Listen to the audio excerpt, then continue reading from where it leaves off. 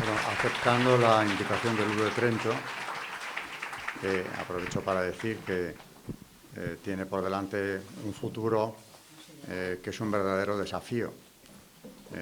Bueno, yo hago lo que puedo, pero el micrófono dará de sí lo que dé.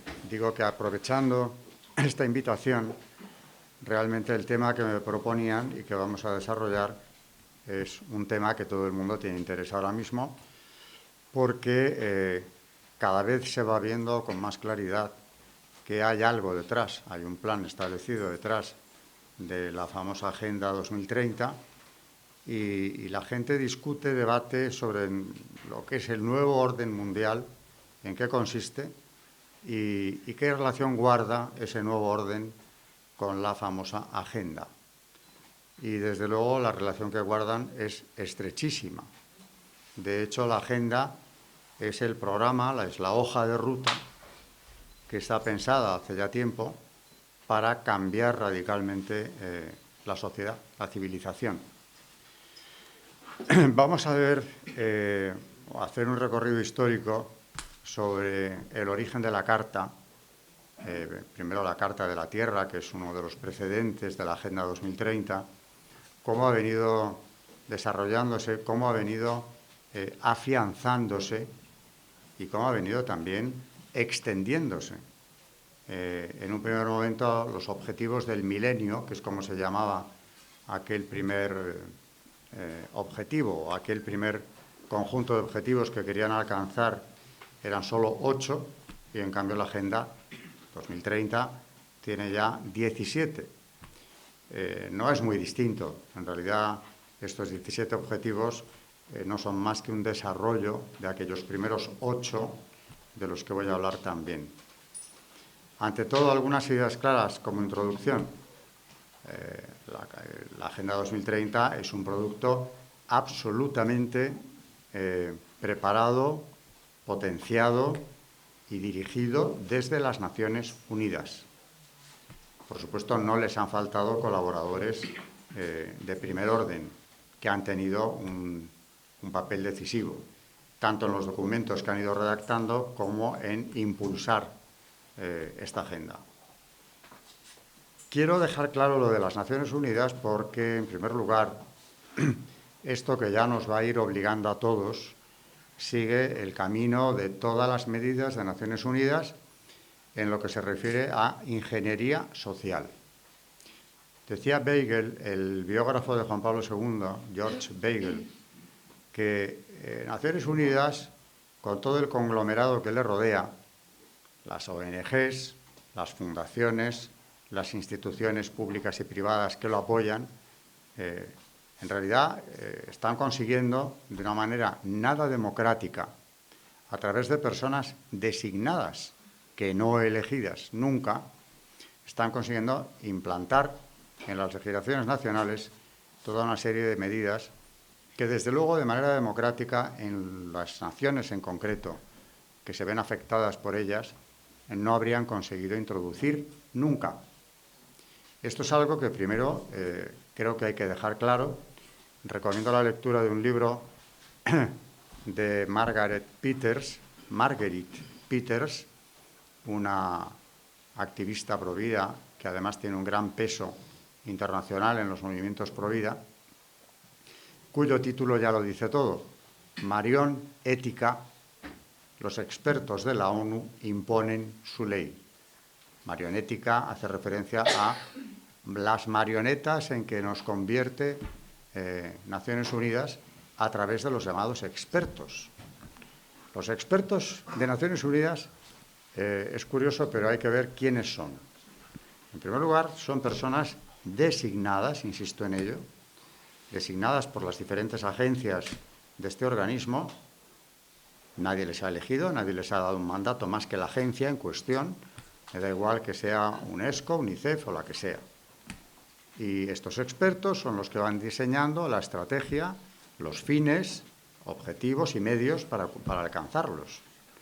De manera que cuando queremos darnos cuenta, tenemos unas directrices internacionales que en principio no nos afectan o no deberían hacerlo, igual que la Unión Europea, actúan al unísono. pero que finalmente estas directrices sirven para que los partidarios de esta ingeniería social consigan que finalmente se introduzcan en las legislaciones nacionales. Y aquí está el peligro, porque claro, esta ingeniería social nos viene desde arriba, pero, atención, nos viene impuesta. Los temas que se han ido implementando en todo Occidente son temas de tal calado, representan un cambio social y espiritual tan grande que hubieran sido merecedores de por lo menos un referéndum, aunque eso desde luego siempre se puede manipular, tenemos ejemplos constantes sobre el tema, pero darle por lo menos un aspecto de consenso nacional, como si el pueblo del que se trata estuviera de acuerdo o no en implementar semejantes cambios. Tales cosas no se hacen nunca, porque de hacerlo saben que el resultado, si de verdad hubiera transparencia, sería negativo en la mayor parte de los casos. De esa manera, poco a poco, han ido avanzando hasta llegar a conseguir, primeramente, lo que llamó Benedicto XVI. Hace poco ha habido un congreso aquí en Madrid, en la Universidad CEU San Pablo, sobre su figura, y yo le mencionaba en mi ponencia porque hizo un diagnóstico muy certero. Primero, horas antes de convertirse en papa, 2005, habla de la dictadura del relativismo. Ya estaba impuesta. Eso ya lo que hace él es denunciar una realidad que ya estaba a principios del siglo totalmente asumida. Pero es una dictadura y por lo tanto es una mordaza, porque el que se oponga a esa dictadura, a ese relativismo moral, queda excluido socialmente. Y pasados unos años, hace 2, siendo ya Papa emérito, hablaba de algo que también llevé a la ponencia, que es el credo del anticristo. Ya no estamos en la dictadura del relativismo. Hombre, desde luego nos queda ese sustrato clarísimo.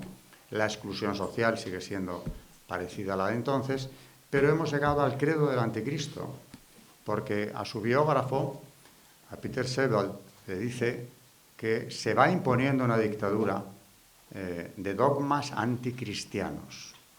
Y es lógico tener miedo, dice también, a esta dictadura o a este credo del anticristo que se nos impone. Con esto lo que está haciendo es relacionar el relativismo y todas las estrategias de Naciones Unidas de las que vengo hablando en la introducción con ese credo del anticristo, porque ese credo no se hubiera podido consolidar nunca, de no ser porque ese relativismo ha hecho posible que toda una serie de planteamientos inimaginables hace tan solo 30, 40 años, ahora mismo sean ya también dictadura, esos dogmas del credo del anticristo, que también quien se atreva a estar en discordancia con él, con esos credos, con esos dogmas, conocerá la misma exclusión social que se conocía ya con no estar de acuerdo con el relativismo moral. Decía Juan Pablo II en Centesimus Annus, quien se adhiere a la verdad ya no es fiable desde un punto de vista democrático, por entenderse que la verdad es algo que está sometido al consenso. Es decir, tiene que haber acuerdos, tiene que haber supuestamente acuerdos, no sabemos de quién, pero acuerdos, pero no puedes adherirte públicamente a la verdad con mayúscula. Quien se adhiere a ella ya sabe a lo que se atiene. Ahora mismo, quien no profese los dogmas de este credo anticristiano también será marginado, perseguido y, en su caso, castigado, porque estamos en dictadura, no lo olvidemos. Y castigado no solo de una manera metafórica con la exclusión social, porque también se han inventado toda una serie de mecanismos para amordazar a quien denuncie estos dogmas a través de lo que llaman ahora, por ejemplo, en España, el delito de odio. Odio es todo. Si no estoy de acuerdo con cualquiera de estos dogmas, es que estoy odiando a alguien. Y además no se sostiene, filosóficamente hablando, de ninguna de las maneras. Yo puedo odiar, es un sentimiento que no puedo controlar en ocasiones, muy bajo, pero que no podría controlar a lo mejor. Mientras no exprese ese odio, mientras no agreda a nadie con ese odio, no se me podría castigar. Va contra el derecho penal. Bueno, pues ahora, delito de odio. ¿Y por qué he sido reo de ese delito? Pues porque he dicho o he proclamado la verdad, simplemente. Y si eso entra en colisión con los dogmas en cuestión, pues estoy odiando y merezco un castigo que puede llegar a las sanciones económicas e incluso a la prisión. Pero como poco, a la pérdida de una carrera profesional. Bueno, pues establecido esto, para hablar de la agenda en cuestión, de la que hemos venido a hablar hoy, resulta que hace unos pocos días el cardenal Miller, que fue prefecto para la Sagrada Congregación de Doctrina de la Fe desde 2012 a 2017, y ha estado en este congreso de la Universidad de San Pablo también el otro día, hizo unas declaraciones en septiembre a un medio alemán, la Agencia de Noticias Católica, que publica el debate hace bien poco, el 25 de septiembre de este mismo año. Simplemente el debate lo que hace es reproducir las declaraciones del cardenal Miller. El titular es impresionante, pero es que resume lo que está diciendo él. El diabólico nuevo orden mundial es una pesadilla hecha realidad. Lo ha resumido, desde luego, de manera admirable. Germánicamente, con el mínimo de palabras posible, ha dicho lo que es el nuevo orden mundial. Un nuevo orden diabólico que no deja de ser una pesadilla hecha realidad. Luego, algunas de las frases publicadas en estas declaraciones también son destacables porque resumen lo que voy a ir desarrollando y creo que nos conviene como introducción. El programa, dice el cardenal, de un nuevo orden mundial tiene su origen en un pensamiento diabólico, insiste en ello, destructivo y no teológico. Aquí está en sintonía con lo dicho por Benedicto XVI. Aparece la figura del demonio, otra vez. Sigue diciendo, y esto es interesante, volveré sobre ello, las élites financieras y políticas autoproclamadas, como he dicho, autoproclamadas, o designadas o autoproclamadas incluso, quedan como sujetos pensantes y controladores. Tiene el precio de despersonalizar a las masas. Ya no hay persona, no hay inmortalidad del alma. Esto implica la reducción del 99% de la población mundial a una biomasa astillada, a un material humano, a un grupo de consumidores. Es mucho más largo todo el artículo que recoge las declaraciones del cardenal, pero nos quedamos con estas ideas básicas. El nuevo orden es diabólico. Nos lo han impuesto unas élites autoproclamadas como autoridades. He hablado de Naciones Unidas, he mencionado de pasada a la Unión Europea, pero luego hay todo un conglomerado de instituciones o fundaciones, ONGs, públicas o privadas, que por supuesto han colaborado en esto. Por ejemplo, el Foro de Davos. El famoso Foro de Davos no tendría por qué tener ninguna autoridad para imponer políticas como esta, si no fuera la que les conceden los políticos o toda esta estructura que llamamos ahora la gobernanza mundial. Y sin embargo, ha tenido un papel decisivo en el desarrollo, la redacción y la implementación de la Agenda 2030 desde hace ya muchos años. Yo, cuando hablo de temas como este, creo que siempre es bueno, acabo de hacerlo, citar a la jerarquía eclesiástica. Cuanto más elevada, mejor, porque eso es el magisterio de la Iglesia, y suele ser muy clara cuando habla.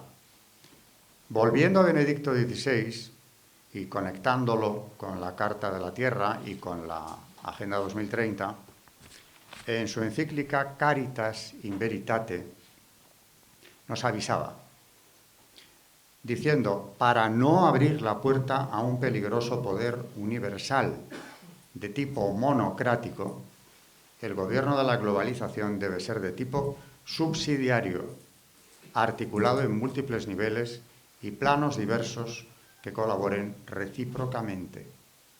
Es decir, está avisándonos del peligro de un poder universal de tipo monocrático. Esto es el famoso gobierno mundial. Lo está diciendo claramente. No está disimulando demasiado el concepto. Hay que dar el aviso, que se respete el principio de subsidiariedad.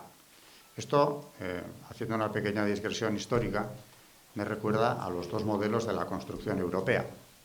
La construcción europea como un conjunto de estados que llegarían a ser uno solo. Para eso tenemos ya las instituciones europeas, van camino de serlo, aunque han tenido tropiezos grandes, con una constitución. Zapatero consiguió sacarla adelante en España, luego tropezó con el no de Francia y de Holanda y la constitución entonces no salió adelante. Pero bueno, siempre hay una segunda oportunidad para los globalistas y lo volvieron a intentar en Lisboa. Finalmente, Europa tiene prácticamente una constitución.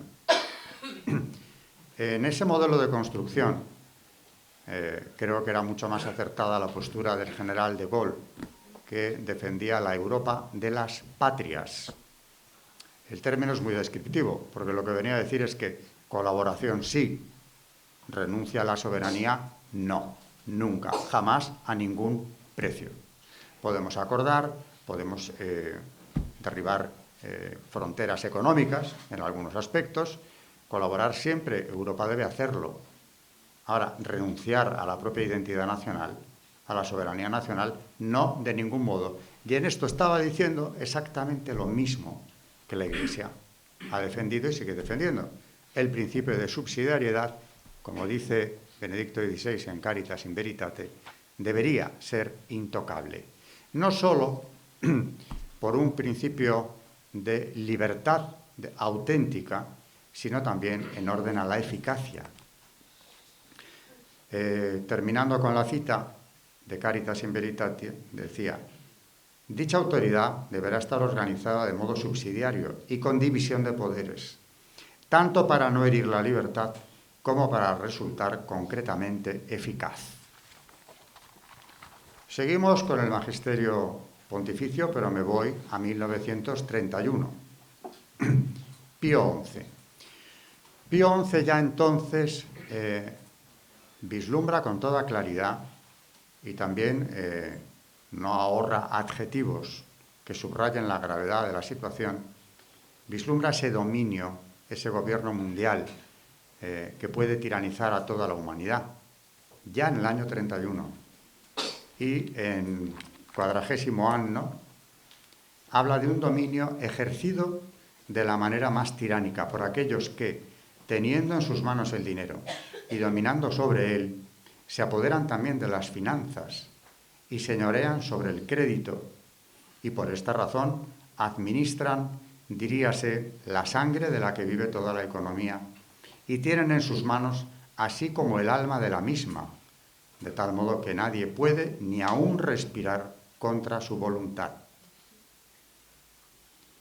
Unas líneas más adelante dice: se entabla luego el rudo combate para adueñarse del poder público. No vayamos a pensar que quieren únicamente absorber todo el movimiento económico hasta que no se pueda respirar si ellos no lo autorizan. Quieren el poder público, quieren algo más que el control económico. Esto tampoco era nada nuevo, y aquí me voy a ir del magisterio, aunque volveré sobre él,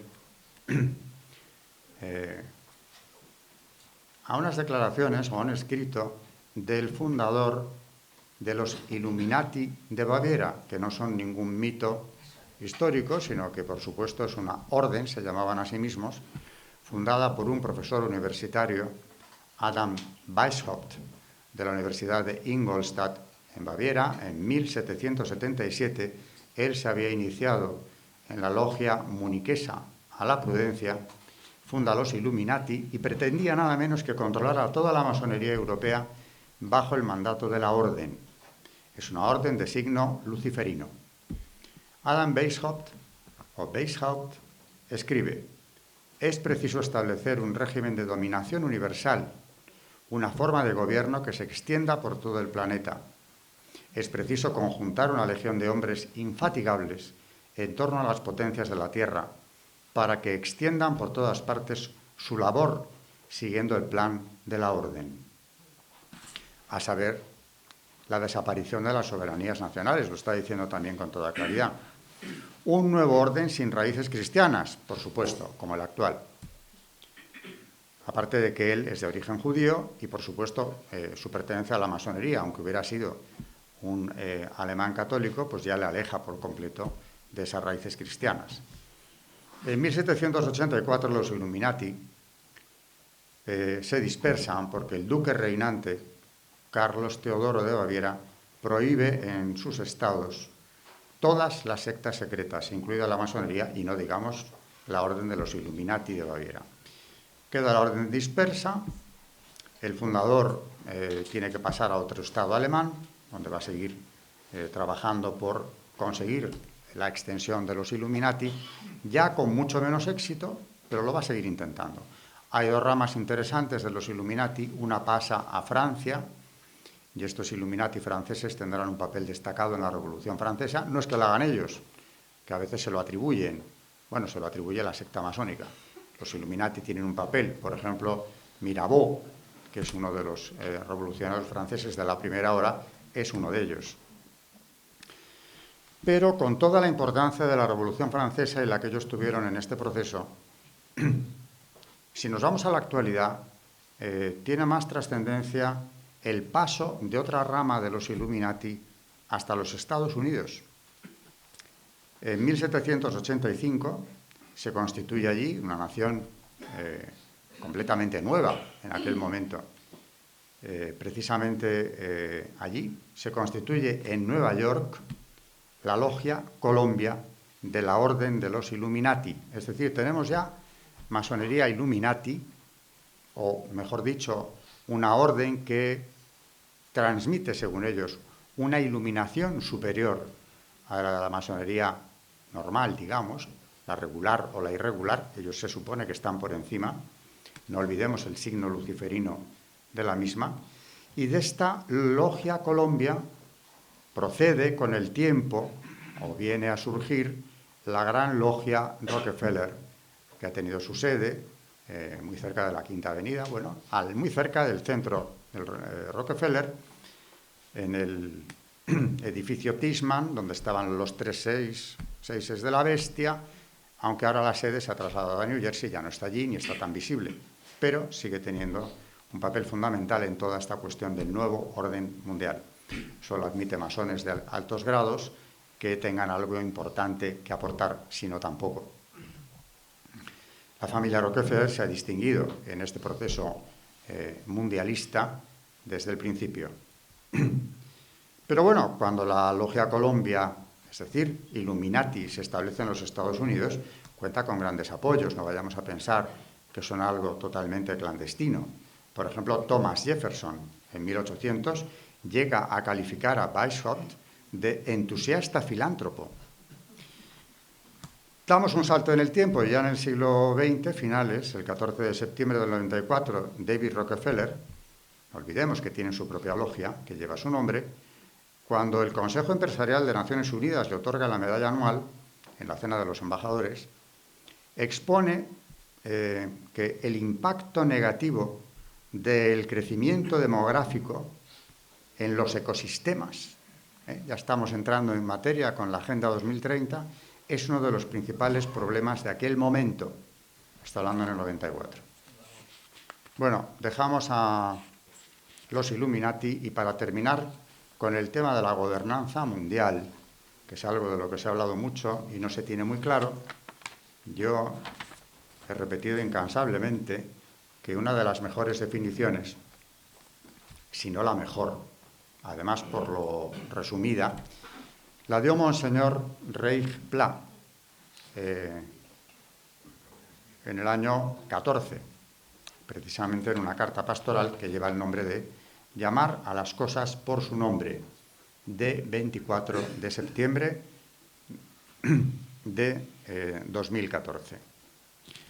El contexto hay que tenerlo en cuenta porque es el momento en el que el Partido Popular retira su proyecto de reforma del aborto sin dar explicaciones y además reniega precisamente de la persona a la que se le había encomendado que se ocupara del tema. Estoy hablando de Ruiz Gallardón, que sin comerlo ni beberlo se le había encomendado aquello y luego se hizo ostensiblemente rechazo de su persona por parte del propio presidente Rajoy.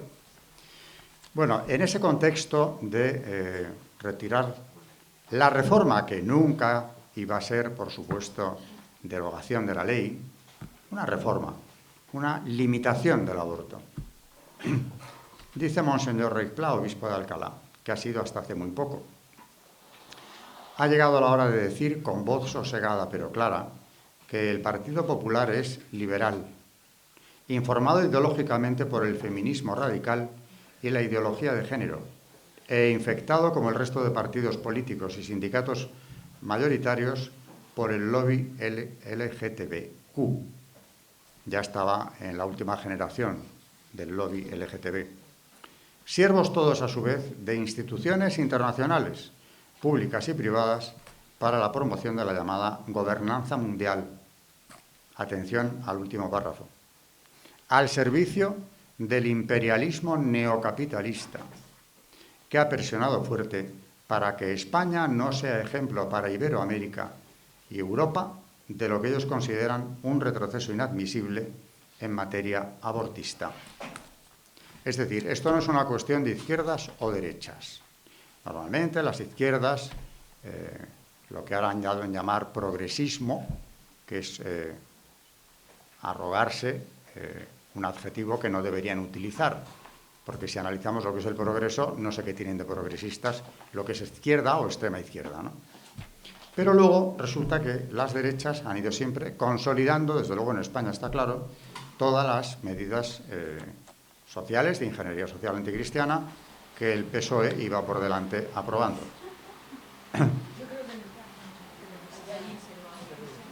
Eso ya es lo que me faltaba a mí.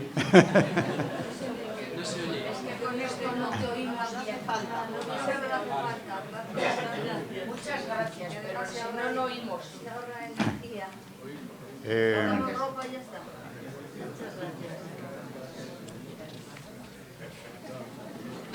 Bueno, decía que no es una cuestión de izquierdas ni de derechas.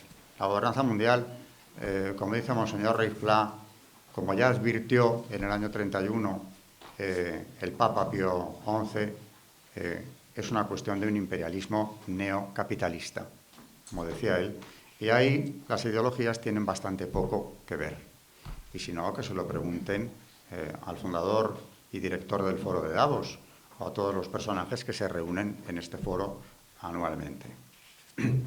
Dicho esto, la Agenda 2030 es el instrumento que necesitaban estos agentes del nuevo orden para poner en marcha la gran reforma, lo que ahora llaman el gran reseteo, sobre todo a partir de la llamada pandemia de COVID, que, claro, ha sido el disparadero para empezar a implementar estas medidas ya aceleradamente. Luego hablaré de algunas de las medidas de la agenda, que han ido creciendo, como decía, con el tiempo.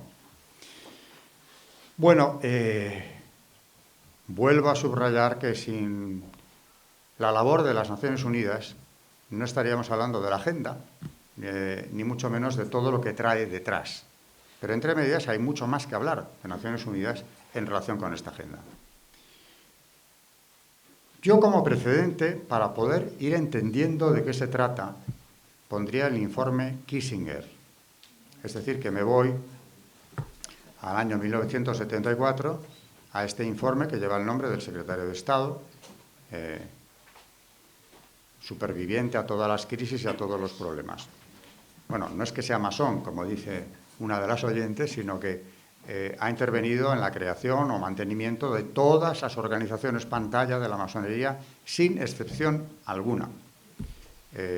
Aparte de que yo, ya que hablamos de ellas, diría que la principal de estas organizaciones pantalla hoy en día son las Naciones Unidas mismas. Bueno, hoy en día no, hace mucho tiempo.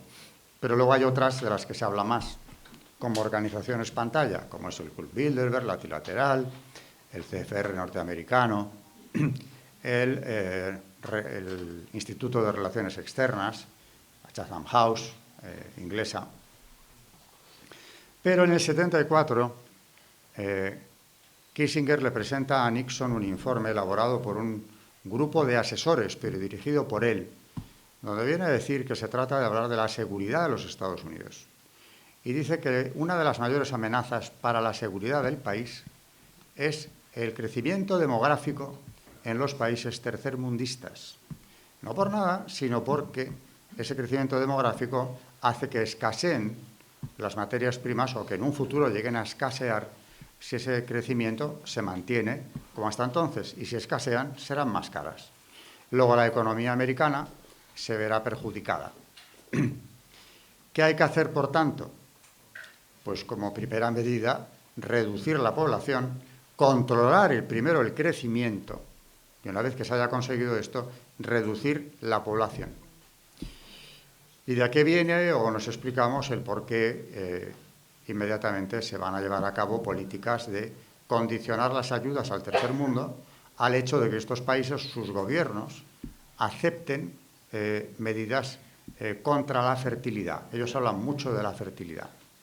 Desde las esterilizaciones masivas, que se han producido a veces sin conocimiento siquiera de los sujetos perjudicados, a veces sí, a cambio de prestaciones económicas, y desde luego la extensión del aborto al tercer mundo en proporciones verdaderamente asombrosas.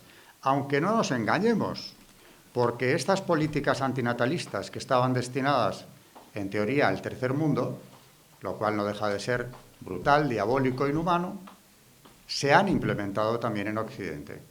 Luego, no perseguían solo conseguir ese decrecimiento poblacional en el tercer mundo, en el desarrollado también, y se ha hecho de la misma forma.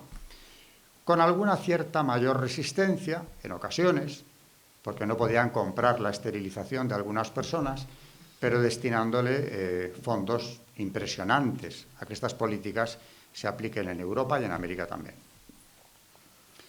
Dicho esto, partimos de un concepto para entender todo esto, que sería el principal a tener en cuenta. Los agentes del nuevo orden son malthusianos, es decir, participan de la visión de Malthus, que ya decía a finales del siglo XVIII que el planeta llegaría a un momento en el que no podría sostener el crecimiento demográfico por falta de recursos. Por cierto, que él daba la fecha ya del colapso total hacia 1880, que sepamos no se produjo. Ha pasado más de un siglo, vamos para siglo y medio, y no se ha producido el colapso. También es verdad que se han empleado a fondo en que la natalidad se desplomara, a pesar de que en estos años transcurridos desde que él escribió sus ideas, la mortandad infantil ha decrecido, gracias a Dios, exponencialmente también, que antes era un factor a tener en cuenta, pero claro, es que lo que ha ido geométricamente en una dimensión inconcebible es el ataque a la fertilidad. Solamente el aborto, ya solamente él, consigue que la tasa de reproducción se desplome. Eso lo dijo Kissinger también, lo sabía muy bien. Y es curioso que cuando ya se ha aprobado el uso de anticonceptivos, en Francia fue en 1967, no pensemos que antes, era ilegal. La esterilización se consideraba y se castigaba como automutilación punible. Bueno, a pesar de toda esa aprobación de anticonceptivos, lo que de verdad ha conseguido que se desplome la población, el crecimiento, es el aborto. De ahí el apoyo incondicional, permanente, que ha alcanzado siempre. Bueno, la agenda, entrando ya en materia, parte de una de las cumbres de Naciones Unidas, luego citaré algunas de las más importantes, pero si hablamos de ingeniería social anticristiana, tenemos como punto de partida, sobre todo, la cumbre de Río, o también llamada cumbre de la Tierra. Aquí el objetivo se supone que era preservar el medio ambiente, el equilibrio ecológico del planeta, la biodiversidad, etcétera, etcétera. Todo ello por supuesto, muy encomiable. Y además, desde la óptica cristiana, por supuesto, es algo que tenemos que hacer. ¿Cuál es el matiz que introducen ellos? Lo vamos a ver enseguida. Que el hombre pasa de ser el rey de la creación, a quien Dios pone en el centro, porque le ha entregado todo lo creado, para que disponga de ello, lo cuide también, es el jardín que tiene que cuidar, pero suyo. Y aquí, en contra del Génesis, nos encontramos con una visión en la que el hombre puede llegar a ser incluso la plaga del planeta Tierra. Le pertenece al planeta. Lo que hay que preservar es el planeta. Es decir, el hombre pasa a estar supeditado, pasa a ocupar un segundo o tercer plano en esa relación jerárquica en relación con la Tierra. Y la Tierra adquiere una personalidad, es la Madre Tierra, es la Pachamama, es la Gaia, que está por encima del hombre, implícitamente, porque estos documentos siempre se suelen redactar con mucho cuidado. Bueno, la Cumbre de la Tierra es del año 92 y tiene dos documentos finales, que son la declaración y el programa de acción, que se llamó también Agenda 21. Ya tenemos la palabra agenda y tenemos un número detrás. En este caso, el 21 se refiere al siglo en el que tenían que alcanzarse los objetivos de esta agenda, el nuestro, el 21. En él se hablaba ya de imposición de metas demográficas. Curioso. O sea que mucha ecología, pero queda claro que ellos relacionan la demografía, el crecimiento demográfico, con la conservación del planeta y el cuidado del equilibrio ecológico. Y también hablaban ya desde el principio de la imposición de la perspectiva de género. Es la ideología de género. La ideología de género, ya veremos también cómo se ha ido introduciendo, por el mismo camino no democrático, a través de las agencias de Naciones Unidas y la Unión Europea también, lo que son resoluciones acaban siendo leyes en muchos casos. La primera versión de la Carta se redactó en 1997. Estoy hablando de la Carta de la Tierra, que aspiraba a ser una nueva constitución mundial. En realidad, casi, y sin casi, una nueva religión mundial. ¿Quién redacta la Carta? Bueno, uno de los principales redactores de la misma, porque la dirige la redacción, es Gorbachov, que aparte de haber sido el último presidente de la Unión Soviética, ha tenido luego un papel destacadísimo en la deriva, extraviada por supuesto, de Occidente por esta militancia en lo ecológico entendido como panteísmo. Es el principal redactor. Pero no es el único, porque realmente la Carta se va a ir redactando en las reuniones del Consejo de la Tierra, porque se llega a crear un Consejo de la Tierra. Este Consejo de la Tierra también interesa saber quién lo presidía, que es Maurice Strong.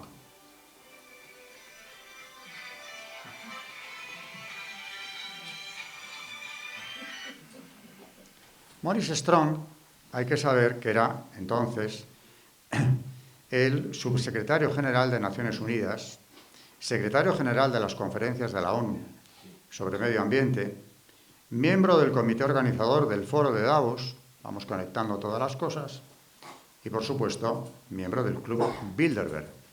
Es decir, que Maurice Strong tiene una proyección internacional verdaderamente importante, más o menos visible, pero verdaderamente importante. Desde el cargo oficial de ser subsecretario de Naciones Unidas hasta el ya más encubierto, en aquella época sobre todo, de ser miembro del Club Bilderberg.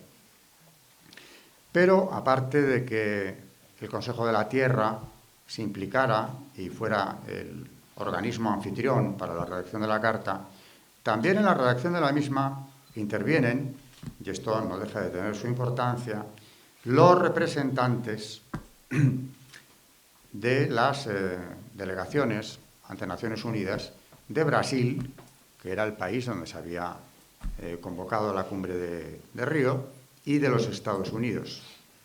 Pero aparte de estas delegaciones, también interviene en la redacción, como no, la Fundación Rockefeller y la International Planet Parenthood. Señores, yo creo que con esta referencia nos basta y sobra para entender qué es lo que se buscaba desde un primer momento, cuando ya se estaba redactando la famosa Carta de la Tierra. Llegaremos a ver cosas más escandalosas en relación con Planned Parenthood, pero ya estaba en la redacción. Bueno, la carta, según Gorbachov, tenía una trascendencia decisiva, histórica. No era una mera directriz ecologista. Esto no está en la carta, pero lo dice él. Necesitamos encontrar un nuevo paradigma que reemplace los vagos conceptos antropológicos. Estos nuevos conceptos deberán aplicarse a todo el sistema de ideas, a la moral, la ética, y constituirán un nuevo modo de vida. El mecanismo que usaremos será el reemplazo de los 10 mandamientos por los principios contenidos en esta Carta o Constitución de la Tierra. Bueno, entre los principios generales de aquel primer documento de la Agenda 21, tenemos, por ejemplo, el principio número 7, adoptar patrones de producción, consumo y reproducción que salvaguarden las capacidades de la Tierra. Reproducción, naturalmente, es la reproducción humana.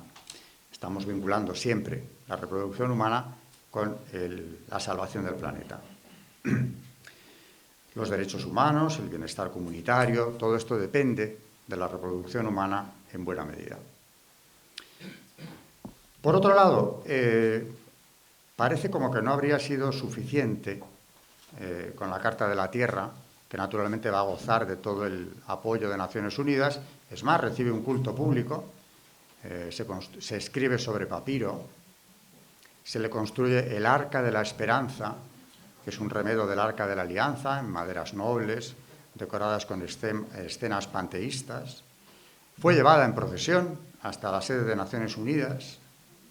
El secretario general ordenó que fuera trasladada a Johannesburgo para que presidiera la cumbre de 2002, iluminando a los asistentes. Es decir, que tiene capacidad de iluminar la carta.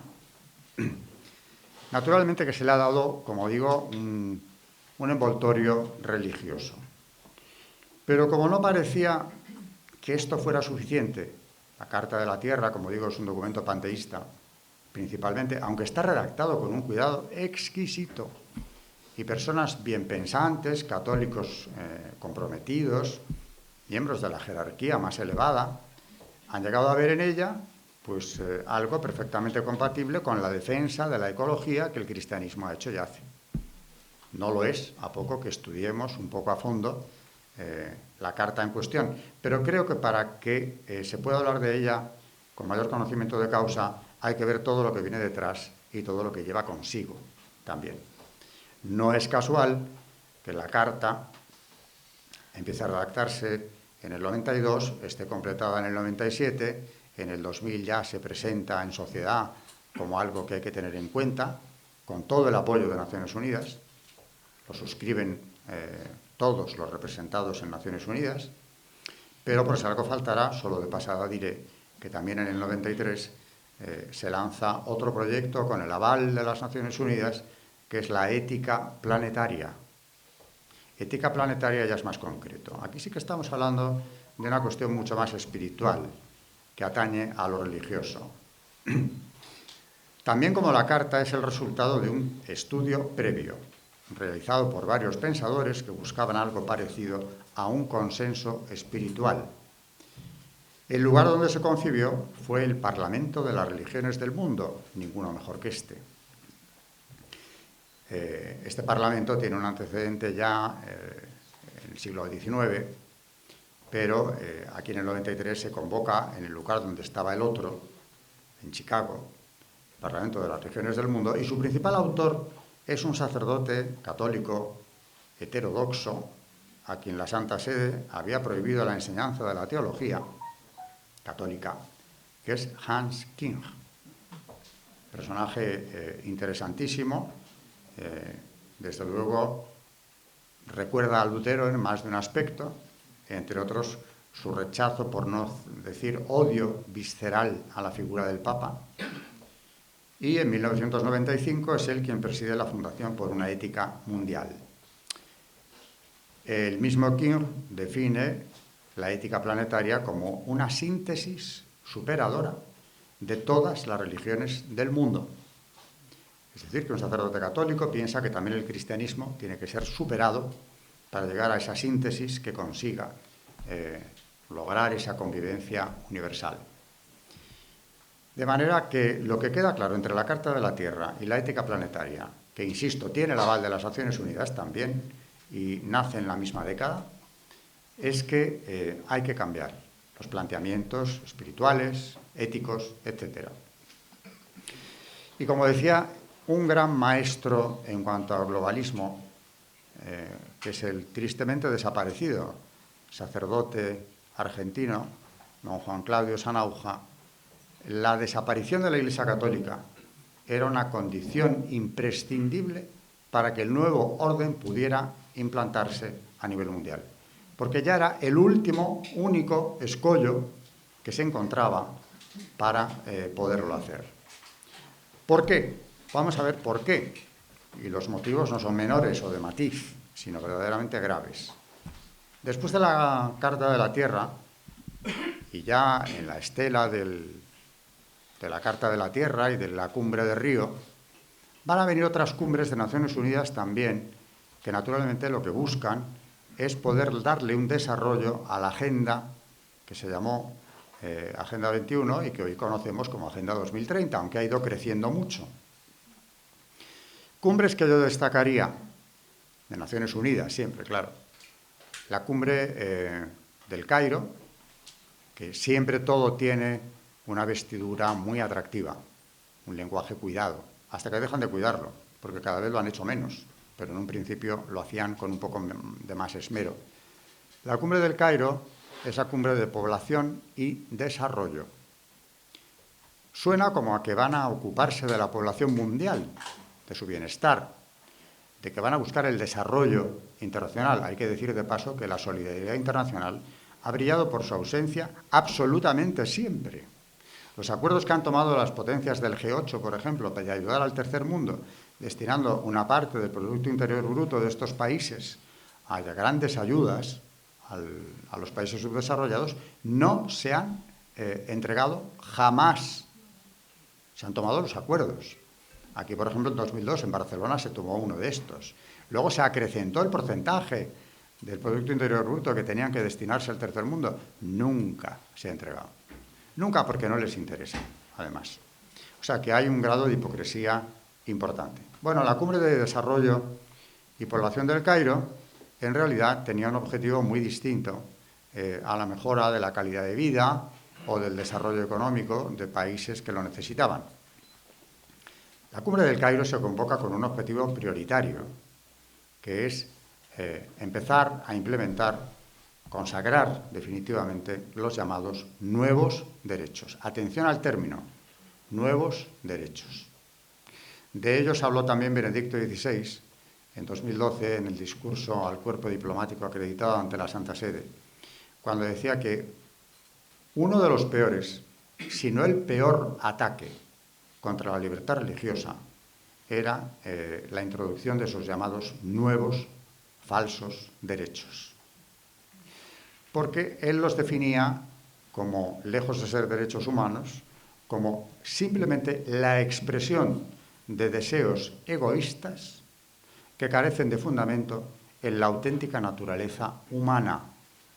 Es otra definición buenísima de los nuevos derechos, muy breve, muy clara. Bueno, los nuevos derechos son sobre todo, como no, sexuales y reproductivos.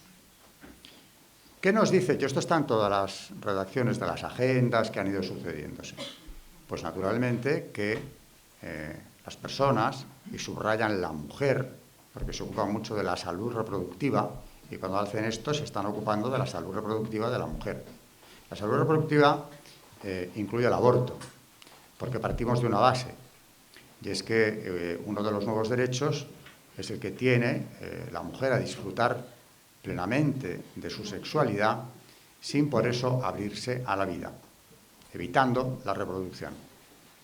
Luego podrá reproducirse o no. Eso es una cuestión personal, pero aquí ya hay una desvinculación clarísima, que se recoge por escrito, entre sexualidad humana y reproducción. Son dos cosas completamente distintas. La sexualidad por sí misma es un bien de tal entidad que sin abrirse a la vida es un derecho humano y que hay que defender en el caso de la mujer.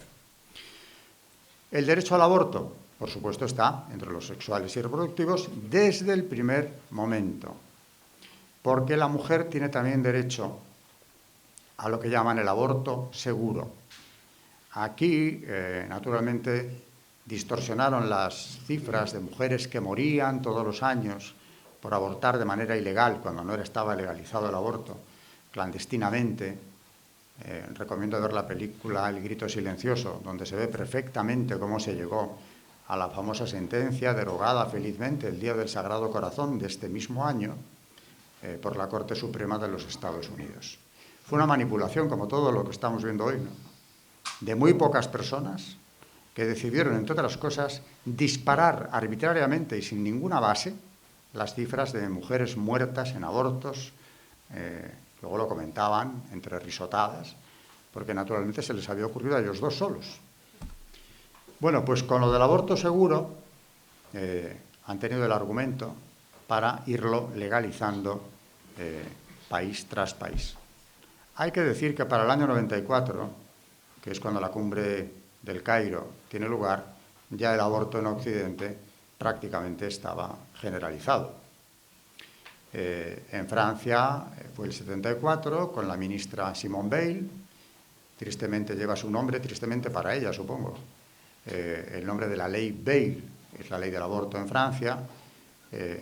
Ley en la que tuvo parte principalísima uno de sus asesores, Pierre Simon, médico francés abortista, que por cierto fue gran maestro de la Gran Logia de Francia, y se jactaba de que había sido la ley Veil una victoria de la masonería sobre el pensamiento judeo-cristiano.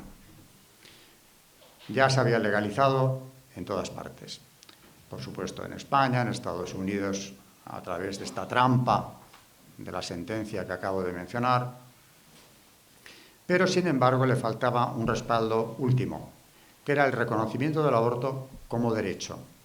Es decir, el aborto sin restricciones. Este era el programa del presidente Clinton, porque en la cumbre del Cairo la administración americana se implicó a fondo. Los objetivos oficiales de la Agenda 2030 hoy en día son, cuando dice uno de ellos, el primero, el final de la pobreza. ¿En qué están pensando? Reducción de la población. Hambre cero. ¿En qué están pensando? Monopolio de los alimentos. Salud y bienestar. Naturalmente, el aborto y los derechos sexuales y reproductivos. Educación de calidad, adoctrinamiento. En el caso de España tenemos la Ley de Memoria Democrática, que claramente es un ejemplo, ¿no?, de cómo va a ser la educación de calidad. Igualdad de género es el quinto de los objetivos.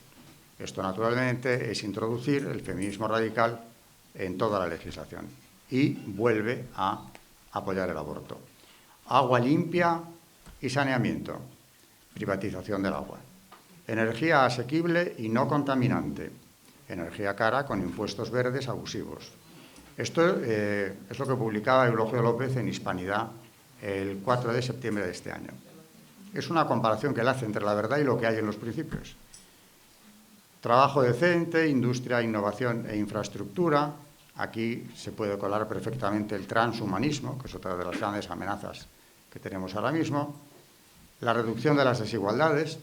Esto puede traducirse en leyes únicas para todos los países, lo que fomentaría, desde luego, lo de la gobernanza mundial. Producción y consumo responsable, alimentos transgénicos. Bueno, hay que decir que ya hoy en día la producción de alimentos, el mercado alimentario, el 60% está ya en manos de unas cuantas compañías internacionales. Quieren llegar a controlarlo por completo. El que controle la producción de alimentos tiene el control. La acción por el clima.